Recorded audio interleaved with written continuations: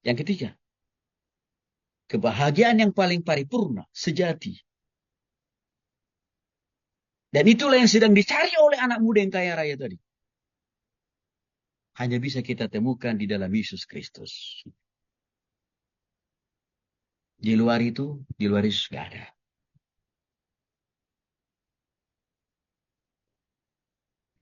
Jadi boleh nggak kita pintar? Boleh. Boleh nggak kita cerdas? Harus. Boleh nggak kita menjadi ilmuwan? Oh iya, silakan, gak ada yang melarang. Tuhan juga nggak larang kok. Tapi jangan lupa, penyelamatmu dalam semua hal, baik di dunia ini dan di surga, adalah Tuhan Yesus.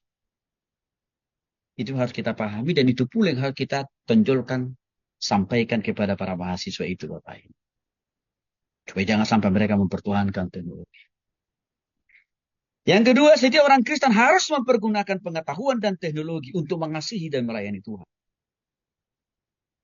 Karena sumber dari semua pengetahuan di dunia ini adalah Tuhan. Seperti di dalam Amsal pasal 1 ayat 7. Takut akan Tuhan permulaan ilmu pengetahuan.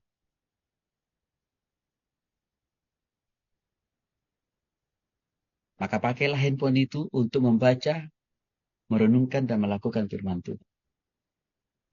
Pakailah handphone itu untuk mengerjakan tugas-tugas kuliah. Jangan untuk yang lain. Jadi dalam konteks ini kita mau tekankan kepada para mahasiswa. Kalau engkau mau menjadi orang yang pintar dan cerdas, cari Tuhan. Utamakan Tuhan. Dengan cara ambil waktu, sediakan waktu, tenaga, dan pikiranmu setiap hari. Berdoa di hadapan Tuhan. Baca firman Tuhan minimal 1 pasal setiap hari. Entah pagi, siang, atau malam seperti Daniel. Kan itu yang mau kita tekankan. Yang ketiga, orang Kristen tidak boleh mengabaikan penggunaan teknologi. Artinya, nggak boleh juga kita selalu menolak begitu. Ah, enggak, saya nggak mau pakai laptop, saya nggak mau pakai handphone. Saya jadi ingat Bapak Ibu. Saya dulu waktu kuliah di sekolah teologi ya, saya punya dosen satu. Agak unik dosen saya ini. Uniknya di mana? Suatu saat Tuhan kasih dia berkat mobil Bapak Ibu. Nggak mau dia pakai. Dijual. Begitu. Motor pun dikasih. Ada orang mau ngasih motor. Nggak mau juga. Sepeda pun dikasih. Nggak mau juga. Heran juga saya lihat dosen saya ini. Jadi kalau kemana? Jadi kalau diundang pelayanan Bapak Ibu di satu tempat. Jauh dari rumahnya. Dia pilih jalan kaki. Naik angkot nggak mau dia. Bingung juga saya ini dosen ini gimana sih. Padahal dia MTH itu Bapak Ibu. Sehingga orang selalu kesulitan menghubungi Bapak ini karena dia dikasih handphone juga nggak mau buka.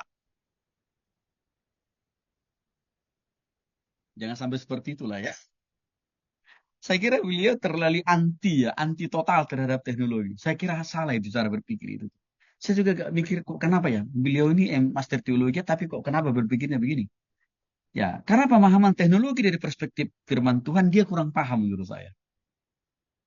Maka segala sesuatu yang berhubungan teknologi disingkirkan, dijauhkan gitu. Sampai kasihan istri dan anak-anaknya. Karena kan malah protes.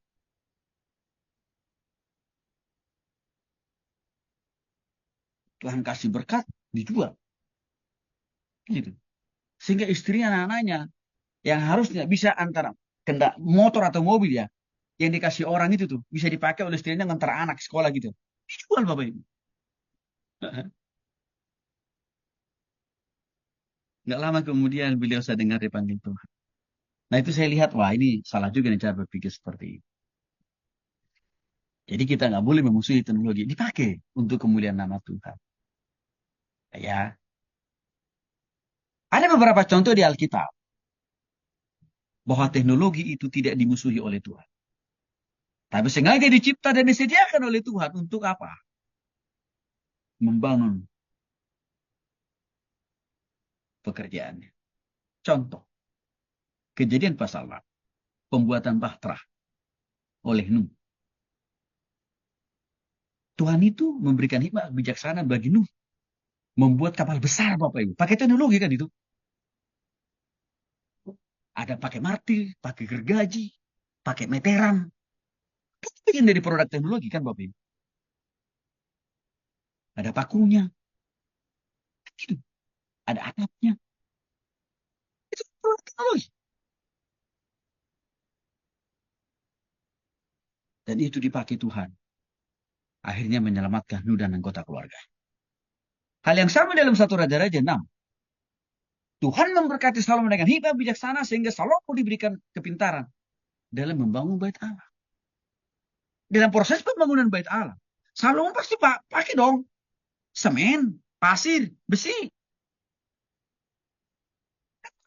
Itu sudah. Itu contoh. Tuhan menciptakan teknologi juga dan memberkati serta memakai pula untuk maksud dan tujuan. Maka kita orang Kristen tidak boleh juga anti teknologi. Teknologi itu Bapak Ibu netral sifatnya. Kalaupun kita lihat ada ekses negatif penyalahgunaan teknologi, itu karena manusianya yang salah. Orangnya yang salah, bukan teknologi. Jadi jangan seperti saudara kita seberang. Naik pesawat pun tidak boleh. Kenapa? Karena itu ciptaan si kafir katanya. Tapi kenyataannya waktu dia pergi naik haji, naik pesawat orang kafir pula. Dengar radio, nonton televisi, terima handphone, naik mobil, tidak boleh. Kenapa? Itu buatan si kafir katanya. Tapi mereka tiap hari, minggu, bulan, dan tahun pakai itu juga. Nah, jangan sampai seperti itu Bapak Ibu ya. Maka yang paling terpenting kita jadikan Alkitab atau firman Tuhan sebagai penuntun untuk mempergunakan teknologi.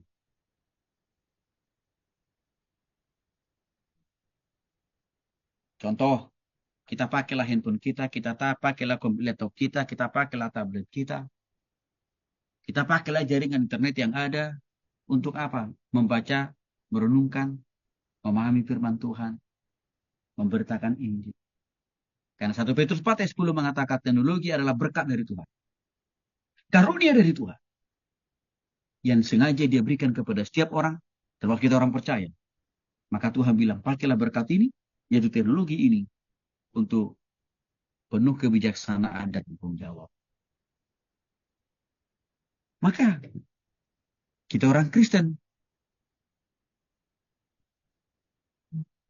kita harus mempergunakan teknologi itu untuk menjaga kelestarian alam. Artinya, pakailah teknologi itu, menjaga keseimbangan kehidupan manusia dalam setiap generasi. Maka sekarang muncullah pembangkit listrik tenaga surya. Muncullah listrik, ya, pakai tenaga angin. Kan sekarang kita kan mengarah ke sana tuh.